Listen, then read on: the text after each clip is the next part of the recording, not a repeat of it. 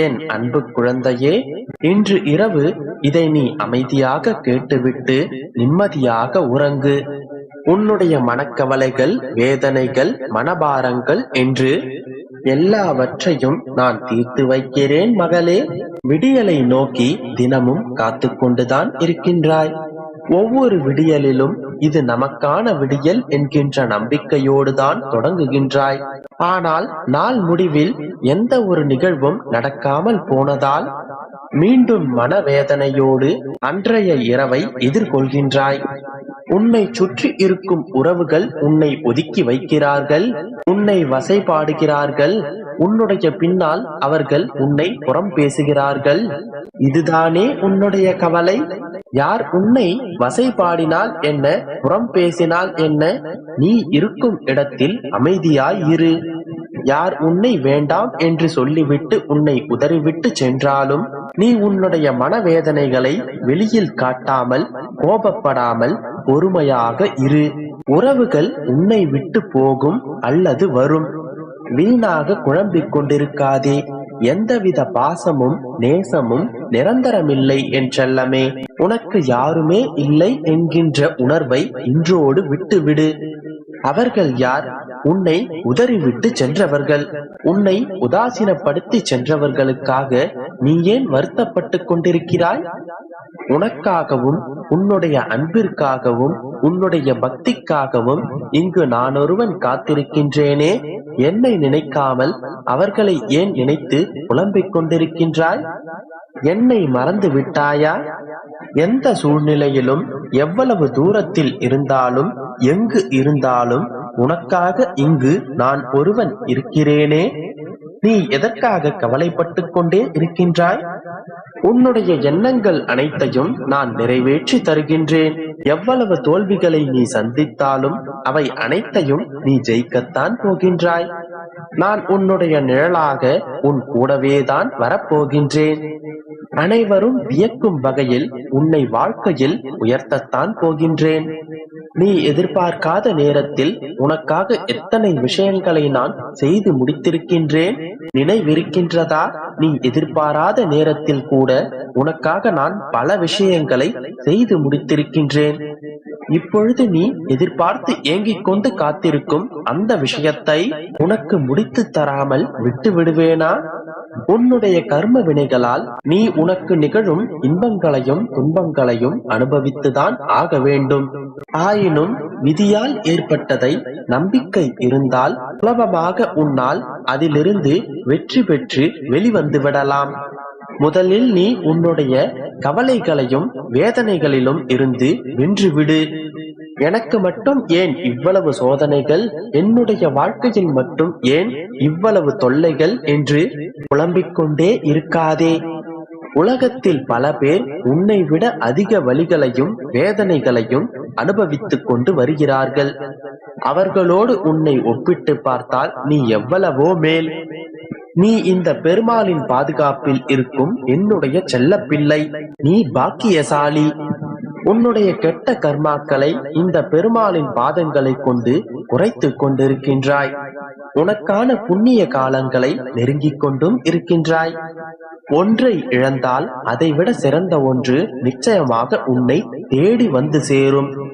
நீ இழந்த ஒன்று உன்னுடைய வாழ்க்கைக்கும் உனக்கும் தேவையில்லாத ஒன்று என்பதை காலம் நிச்சயமாக உனக்கு உணர்த்தும். மனமுடைந்து விடாமல் தைரியமாக இரு. உன்னுடைய மனம் உடைக்கும் ஒவ்வொரு நிமிடமும் நீ புதிதாக உருவாக்கப்படுகின்றாய், செதுக்கப்படுகின்றாய். அதனால் வலிகளுக்கு நன்றி கூறி பழகிக்கொள். எல்லாவற்றையும் புன்னகையோடு ஏற்றுக்கொள்.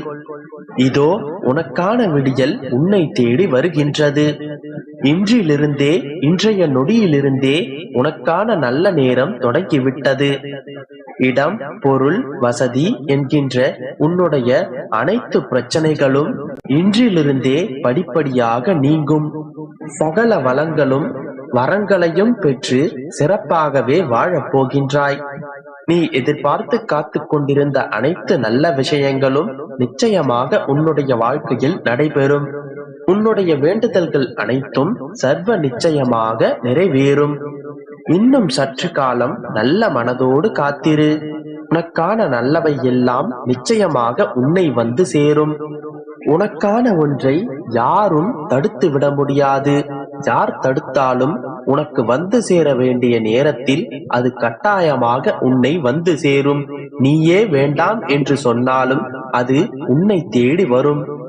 அதேபோல் இப்பொழுது உனக்கு இது தேவையில்லை என்று இருந்தால் நீ எவ்வளவு முயற்சித்தாலும் அதனை உன்னால் பெற முடியாது.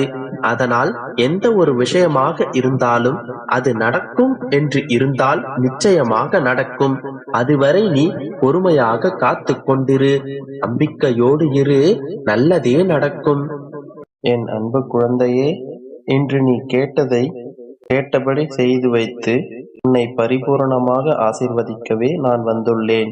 உன் வாழ்க்கையில் நடக்கும் நிகழ்வுகளைக் கண்டு பயம் கொள்ளாதே.